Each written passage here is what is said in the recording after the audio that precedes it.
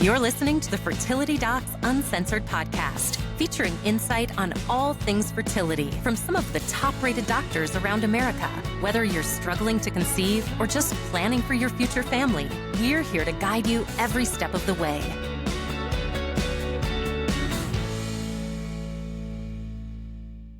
This podcast is sponsored by Receptiva Diagnostics. Receptiva Diagnostics is a powerful test used to help detect inflammatory conditions on the uterine lining, most commonly associated with endometriosis, and may be the cause of failed implantation or recurrent pregnancy loss. Take advantage by learning more about this condition at ReceptivaDx.com and how you can get tested and treated, providing a new pathway to achieving a successful pregnancy. Receptiva Diagnostics, because the journey is worth it. Hello, and welcome to the latest episode of Fertility Docs Uncensored. I am one of your hosts, Dr. Carrie Bedient from the Fertility Center of Las Vegas, and I am joined by my two incredible, industrious, and impressive co-hosts, Dr. Abby Eblen from Nashville Fertility Center. Hi, everybody. And Dr. Susan Hudson from Texas Fertility Center. Hello, everyone. How's it going? It's good. Going well. So what's new? What have you guys been up to recently that is new and exciting or at least entertaining? So I just got to see Les Mis again this weekend, and I loved it. I've seen it 5 times, but I have to say, the thing that I love about Les Mis is I've seen it over a very long time frame, and the way they've changed the stage production from the very first time I've seen it over the years, it's almost like watching a new production each time. So you know the story, you know the music, but how they deliver it, it keeps on changing and evolving. And I don't think that happens in a lot of productions. Granted, most productions don't have the lifespan of Les Mis. Yeah. But I mean, it was really neat to see, and they did a good job. I've tried to see Les Mis on multiple occasions. I have yet to ever get tickets. So I know all the music because I have been a theater junkie since I started when I was 6 and got really heavily involved when I was 11, 12, somewhere in there. So I know all the music. I have never actually seen the stage show, nor have I seen the movie because I haven't seen the stage show and I wanted to see the stage show before I saw the movie. So actually, no. So what I do recommend is watch the movie first, okay? The movie adds in some stuff. It's a longer story than what the actual stage production is. And watch it with subtitles on so that you get all of the words and so you get all of the meaning completely. Okay. And then you see the play. But don't y'all have like Broadway Across America in Vegas? Yeah, they have come. I have tried to get tickets. I have not been able to get the tickets. This is with sitting in line from the very beginning. That's because you live in Las Vegas. I don't know what that means. There's lots of people that come to Las Vegas that want to see shows. You don't even have the local people who want to go see a show. You have to come in to see a show. Whereas when I go see something at the Majestic in San Antonio, which is an amazing place to go see it because it feels like a New York theater, that, it's people from Central Texas going to see it, not people flying in from all over the U.S. or the world to see something. Yeah, we have a Tennessee Performing Arts Center that has Broadway shows that come through too, so not quite as difficult to get as probably yours in Las Vegas. I've read the book, so does the movie hold true to the book? Have not read the book. Oh, I am shocked and appalled, Susan Hudson. Shocked and appalled. I will need to look at it on Audible. How about that? All right, fine. That is an acceptable alternative because it is a long ass book, but it's good, so it's fine. Okay, Abby, I noticed you haven't jumped in about your favorites. Yeah, I haven't seen the book or read the book or seen the performance, so I don't know anything about Les Mis. I'm not a huge fan of musical theater, so I hope I don't offend anybody out there. I like visual arts, not performing arts as much. But I will say, we had TPAC tickets for a while, which is our performing arts group, because my husband loves TPAC, not Tupac, right? Tennessee Performing Arts Center. Got it. No rappers. No rapper. Yeah. So I will say we saw Jersey Boys, and I'm not a huge fan of that movie or music, but then having it performed on stage was really cool. I really liked it. And the guy that, one of the guys that was one of the initial original Four Seasons guy, actually popped in and made a guest appearance. And so he was the one that wrote a lot of the songs, like "Oh What a Night," like it was the night he lost his virginity, and he talked about that when he was at TPAC, which was a little weird, but yeah, I mean a little awkward, but it was kind of interesting to get the backstory on that. So, but I really did enjoy Jersey Boys a lot. And you guys give me crap for living in Las Vegas. I have never been to a show where somebody's talked about losing their virginity. Yeah. I just want to point that out. When you listen to "Oh What a Night" late December back in '63, well, there you go. Now you know that. I always kind of assumed that's what it was. Yeah. Well, it was a true story, actually. Excellent, I think. All right, Susan, do we have questions? Every adventure begins with a dream, and for many, that dream is growing a family.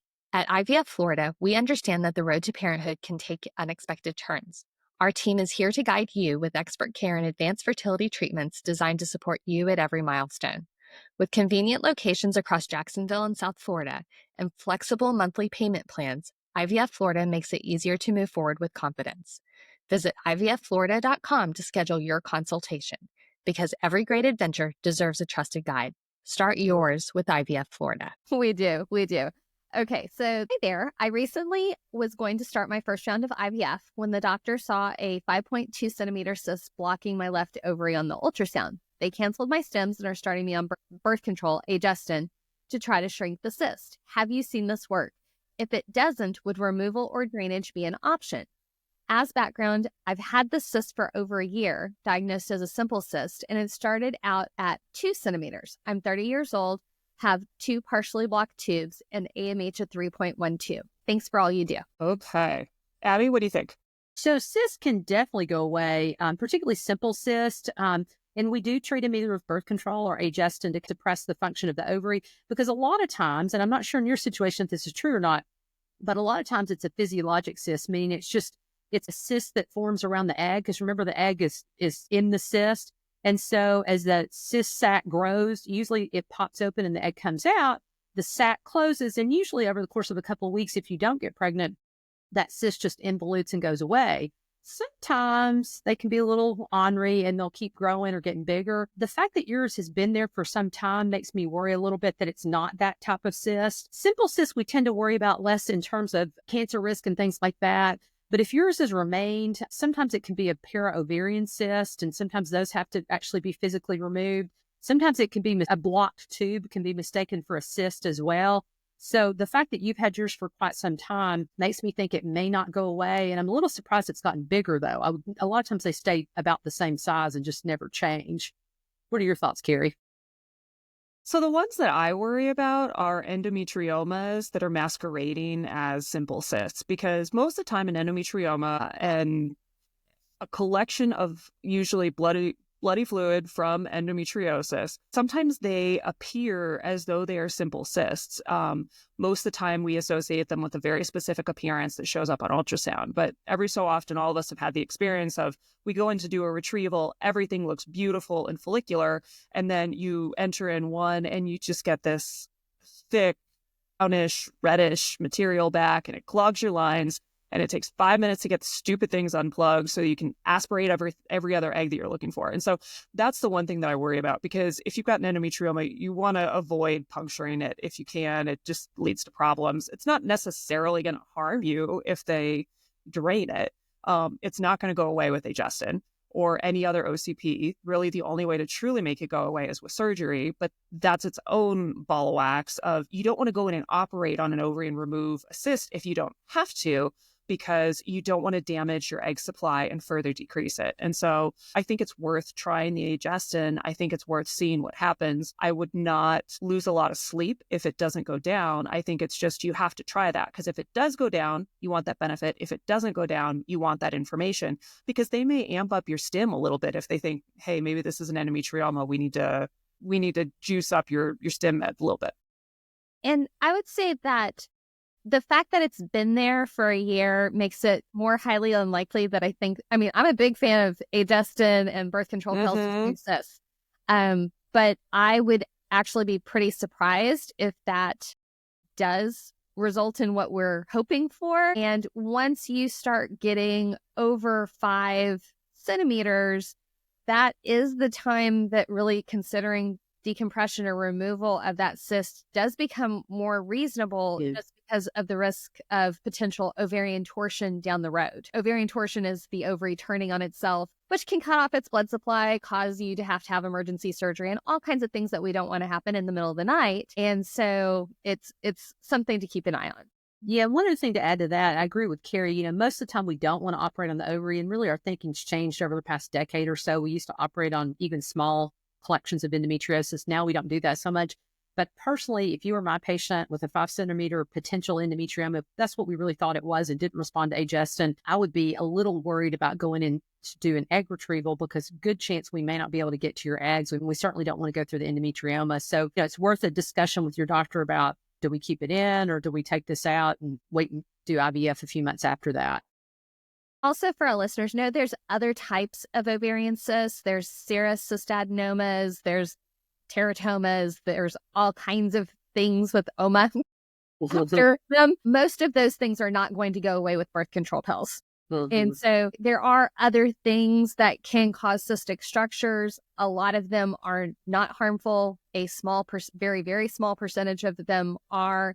But again, we start needing to weigh the risks of doing surgery on your ovary, removing the cyst, potentially losing some eggs versus not being able to access the follicles that you are ideally going to grow from that ovary as well. We've all seen people who they go through their IVF stimulation, one ovary responds way better than the other one, and we're like, oh, well, you got more on your right than your left, and that's very common. They're always like, oh, yeah, the left one's the one that I had that cyst removed 10 years ago, and so we hear that quite a bit. So it is something that is real that we have to weigh those pros and cons. All right, so in the spirit of spring cleaning, in the spirit of being somewhat compulsive physicians who love our to-do lists and love checking things off them even more, today's episode is focusing on the to-do list to take care of before your first fertility visit. And so in looking at all of this, what are the things that you think patients should have on their to-do list before their first visit? There are so many things that come popping into my head. Where to begin? One, I would say that really confounds and frustrates patients when I see them as a new patient, and sometimes so much so that they can't get their mind on the new patient visit, is make sure that when you order your medical records, you follow up with your doctor's office and make sure that they get the records. Now, I will admit, sometimes those records are really valuable, like if you've had a surgery and I'm not sure what you've had done. A lot of times you can just tell me what I need to know, and I'm happy to get the records later on. And it's really not that big of a deal most of the time. But a lot of times people just really get upset about it. So if you really want to be absolutely certain before you get to your doctor's office that they have your records, go by your doctor's office, get that copy, and hand them to the doctor when you come in for the visit. Because that way you know that you've handed it to them and they have a copy of it. Realize if you're requesting medical records, I'm assuming all states have these rules. In Texas, the office has up to a month to get those records to wherever they're needing to be sent. So just because you request your records today and just because you pay for your records today does not mean that they have to provide them today. And so if you're contacting whoever you're trying to get records from and you're like, oh my goodness, I have an appointment in 48 hours, there's a reasonable chance you're not going to be able to get them in that time frame. You'll eventually be able to get them, but just realize that they do have a window that they should be fulfilling that request. Getting medical records from most places is not exceptionally hard. There are some challenging things, especially if you're trying to get records from certain types of institutions and things like that.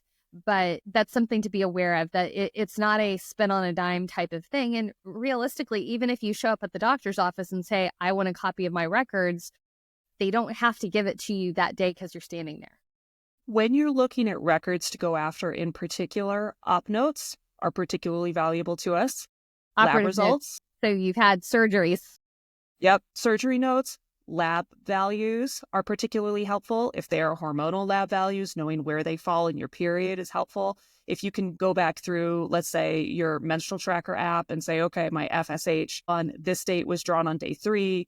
The one that I had here was drawn at some random point in your cycle. If you happen to have that information, it's really helpful. Things like imaging results, ultrasounds, MRIs, CTs, all of those things are helpful. HSG, not just for you, but for your significant other as well, if they're relevant. We don't necessarily care so much about your ACL repair when you were 21, but we care very much about the laparoscopies that you had done when you were 16 and 24 and whatever because of possible endometriosis. So those are the things that are higher yield.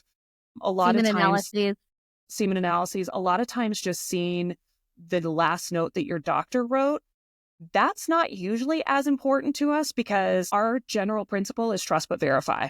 And so we appreciate their opinion. We are going to make our own based on the original documentation of labs, ultrasounds, imaging, op notes, all of those things that you give us. And just as a rule of thumb, within 2 years is a reasonable time frame. Sometimes for younger patients, I've actually gotten records from pediatricians from when they were 15 or 16. Those are not so important within 2 years because, and I'm sure Carrie and Susan can verify this as well, sometimes we'll get 200 pages of medical records. Probably some things are going to be missed that maybe are important. Whereas if we have just 2 years worth of records, that's a lot less to look through. And those are things that are really probably going to be much more relevant to your ongoing care. Having those records in our hands in advance of the visit is also in some ways really helpful. In other ways, it's not at all. So if you get to your first visit and that doc has not gone through all 150 pages of your medical records, don't get bent out of shape. If we have them in front of us, we are very good at picking out just the things that we need because frankly, we don't really care about your cholesterol unless it is crazy, ridiculously high. We are going to gloss right over that and we're going to zero in on the things that are important to our job with you. And so that's actually where having directed records is really helpful because I don't really want to look through 150 pages of prior docs. I am much more interested in the 12 pages of labs that you've had because that will tell me a lot more of what I need to know about where do we go next. Exactly. Okay, so records is one. What else? So start your prenatal vitamins. Oh my goodness. We know you are tired and frustrated of those prenatal vitamins. Okay. We get it. You've been taking them for years and you stopped because you're frustrated. But now you're turning over a new leaf. You're coming to see a reproductive endocrinologist. We're going to be actively figuring out what the problem is and ideally getting you to your goal. And we really want you on prenatals for 3 months prior to conception. And so start that now. There may be other things we want to add on to later, like CoQ10 or Ovasitol or different things like that. But just start a good quality prenatal vitamin now. Build up those folic acid levels because as much as we know you want a baby, we also know you want a healthy baby. And that's the best way for us to prevent things called neural tube defects. Neural tube defects. Totally love the word. The spinal column. Yeah. Yeah, yep. Exactly. And so that's a really important thing to do prior to your appointment. And to tack on to that, if you're supposed to be taking a medicine, take it. Like Synthroid or levothyroxine, which is a thyroid medicine. Sometimes patients will say, well, they started me on it, but then I ran out of it and I never got a refill. Well, those are medicines that are really important. And there's some medicines on the flip side that maybe someone's told you when you want to get pregnant, go off these medicines. So I've seen a lot of patients lately on spironolactone, and that's a medicine that people take for acne. And a lot of times what it does is it impairs the ability for a male fetus to form testosterone. So that's a problem. If you got pregnant and you came to see me at 6 weeks and you were on spironolactone, that's a big deal. So if there's anything that you think or you've been told that could be a problem, certainly talk to your doctor first. Use protection though until you know for sure. And if it's problematic, then go off of it. And there's some blood pressure medicines that are in that category. It's just a ton of things that jump out at me, but there's certainly some things that are important. So just make sure you have a powwow with your primary care doctor and just let them know, just let everybody know that you're trying to get pregnant. And that way they can plan your medication accordingly. When you're going in for that first appointment, having the names of all of your medications, telling us you're taking that little green pill for your cholesterol is not going to help us. Okay. Have the names for all of your medications and the medications your partner is taking, because each of those, we will go through those also and help you figure out, hey, these look okay. These are ones that you need to talk to your prescribing doctor about, perhaps moving to something a little more pregnancy friendly, that type of thing. But really being on top of what you're taking and understanding why you're taking those medications is an important thing as well. There are a lot of things like antibiotics that might be given for acne, or blood pressure medications that might be given for headaches or things like that. And so knowing the underlying reason why is really helpful when we're thinking about alternatives and how critical is it that you stay on that medication. And there's one really important medication that we always want to really ask your partner about, because that may make us look like rocket scientists if we figure this out. So if your partner is on any type of testosterone, that's bad usually, not always, but a lot of times it really prevents him from producing testosterone. And in that same process, his body thinks he's already getting enough testosterone. And in that same process, he stops producing sperm. And a lot of times I'll see a really shocked look on the guy's face when I'm like, well, if you've been on this for a year, you probably don't have any sperm. A couple may have been trying for a while. They had no idea. So make sure that he's very honest about the medicines he's on, because his medicines are important too. Along the note of testosterone on the female side, especially over the past 2 or 3 years, I've had more patients who are taking continuous progesterone, like every single day of the month, not just after they've ovulated. So if you are listening to this and you are on progesterone every single day, I am letting you know that is acting like a birth control pill. The number one medication that's in birth control is a progesterone. And so that is something that we will help you get off of it and take it in the appropriate fashion if you really need it. But sometimes that is really one of those, like, what do you mean you need me to stop my progesterone? And it's like, oh my goodness, this is probably one of the major reasons you haven't gotten pregnant. So that's something important to know, and know that every hot thing that's in the news and in, the magazine that's on the shelf, especially those GLP-1 agonists that's helping everybody lose weight and get their blood sugars under control, those are medications that you're going to likely be advised to stop, because we need those out of your system for 2 months before trying to conceive. They're really good at helping improving our chances, especially if you have obesity and we need to get your weight down. These are neuroendocrine modulators, so they affect your endocrine system, which essentially is your hormone system, and we need to make sure we're doing things safely. Along with all of the medications and getting those optimized, you want to make sure you have seen all of your routine docs to get regular preventative care done. This means pap smears. This means mammograms. This means colonoscopies. This means general routine labs, looking at your blood sugar, checking your blood pressure, things like that. All of that stuff is ideally going to be done before you come see us, because that means that it's not going to hold us up as we're progressing through your treatment. Because if you're 40 and you haven't had your mammogram yet, we need you to do that before we get you knocked up, because nobody wants to find breast cancer during a pregnancy. That is a bad day for everybody Same thing for your pap smear. We don't want to find cervical cancer and you be pregnant either. Yeah. And so make sure you have gotten all of those routine things, because those visits often take lead time to set up, a couple months to get in to see that doctor. And so if you're even contemplating on the edge of your brain coming to see us, make sure you've done all the regular groundwork, because we want you to have your regular docs order that so that you can be clear to run as soon as you come see us.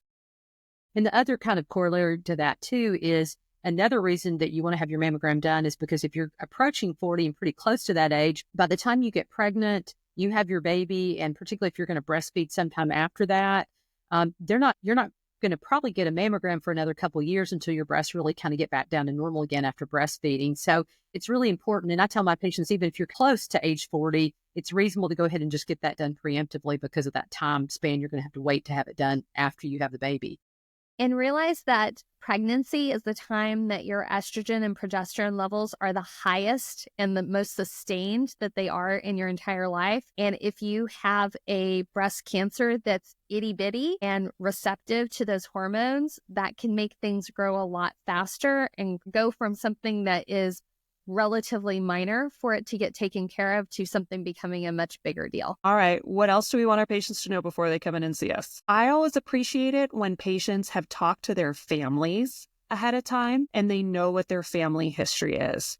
If it turns out that your maternal aunt and your maternal grandmother and 2 cousins on that side have all had breast cancer, knowing when they got diagnosed, knowing if they had genetic testing, knowing what kind of treatment they had. All of those things can be relevant to what kind of testing we order on you, because just saying, oh, my mom had some sort of female cancer really encompasses a very wide variety of things. And if you just say, oh yeah, my mom and my aunt on her side, they both had this type of cancer. Well, if one had cervical cancer and one had breast cancer, that's two very different things than if they both had breast cancer or one had breast and the other had ovarian. And so getting a little bit more of those details is helpful. Assuming that you can text X relative during the visit to get that answer is not a great use of time for anybody. And you're unlikely. Or text anybody, because we're going over so much stuff. You want to be able to pay attention, and you don't want to have to be trying to toggle that information. So calling the relatives who know what everybody's history is and know everybody's business can be really helpful, because you can start to get that information ahead of time, which is very clear in helping us to know we need to order this advanced genetic testing on you that we might otherwise not have needed or not have thought about. And your partner doing that, also helpful.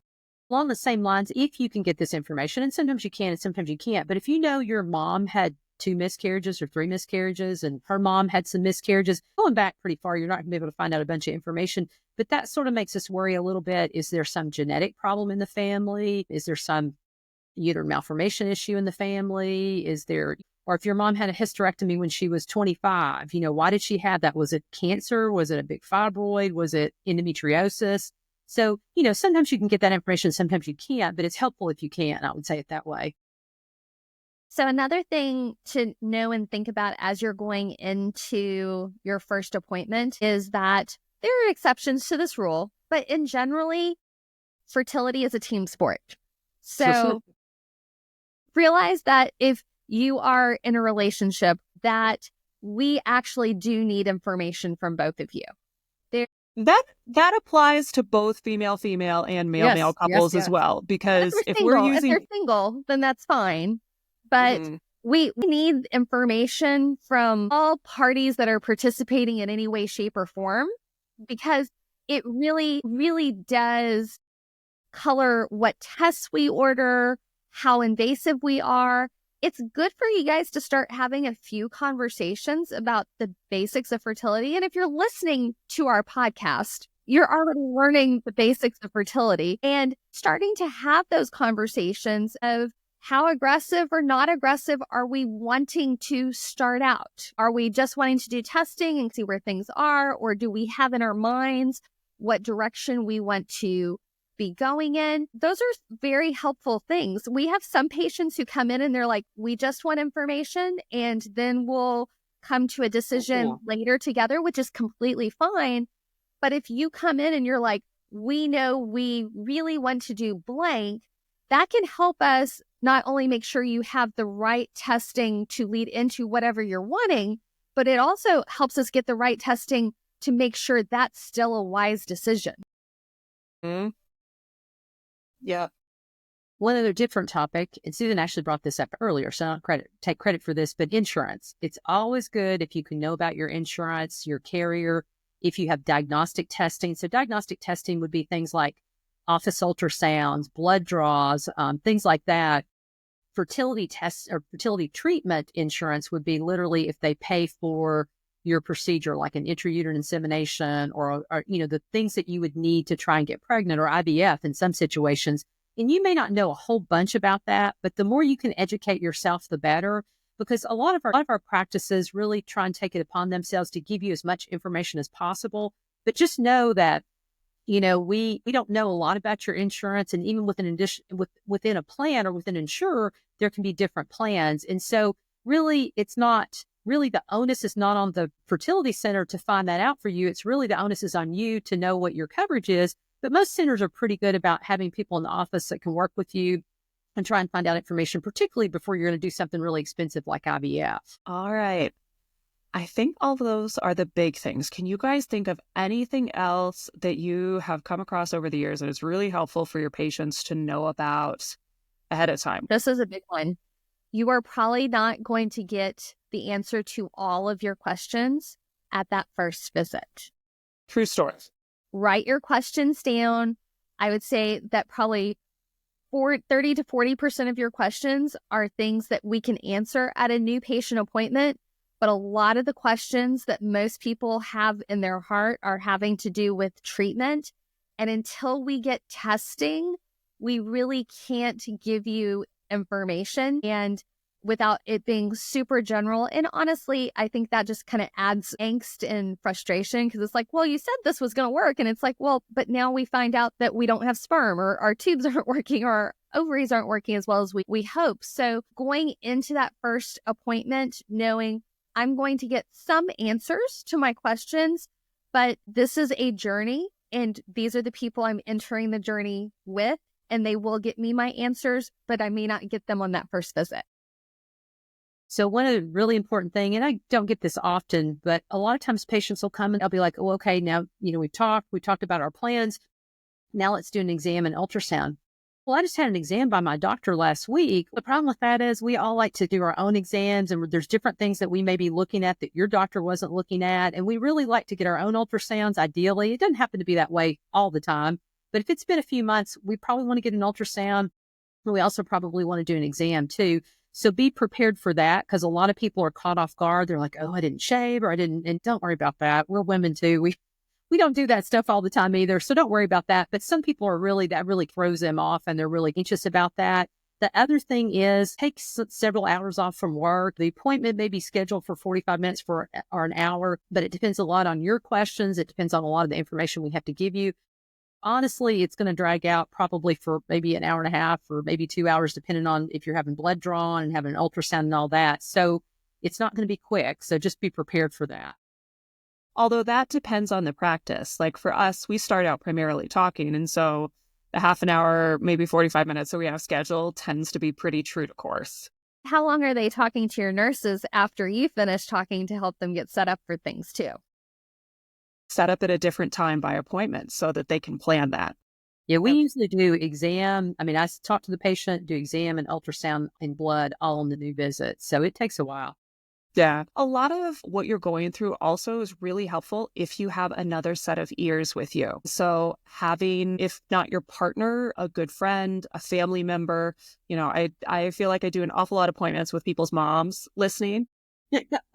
Because they're listening at a different level. They are hearing things that you are not going to hear because you are in the thick of it and they are watching from the sidelines, and that can be very helpful. And so that's important at the first visit. I'd say it's probably even more important at later visits as we're really talking about results and next steps. But that is a helpful thing to know, even if you don't have somebody with you at that first visit, who you can talk to about it afterwards, because they're going to pick up different things than you are, and that can be very helpful.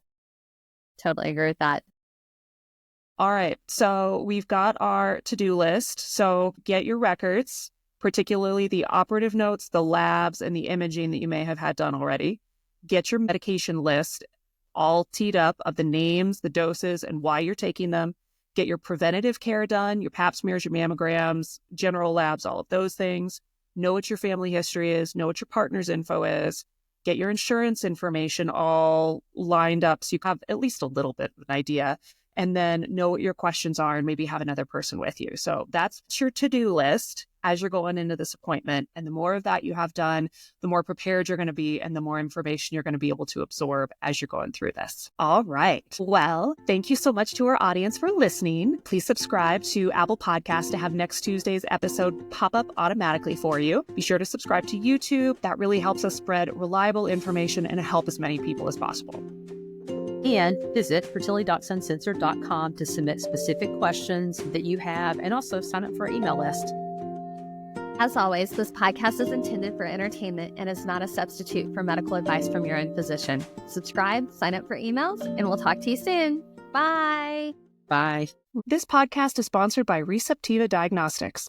Receptiva Diagnostics is a powerful test that can help detect inflammatory conditions on the uterine lining that might be preventing you from becoming pregnant or staying pregnant.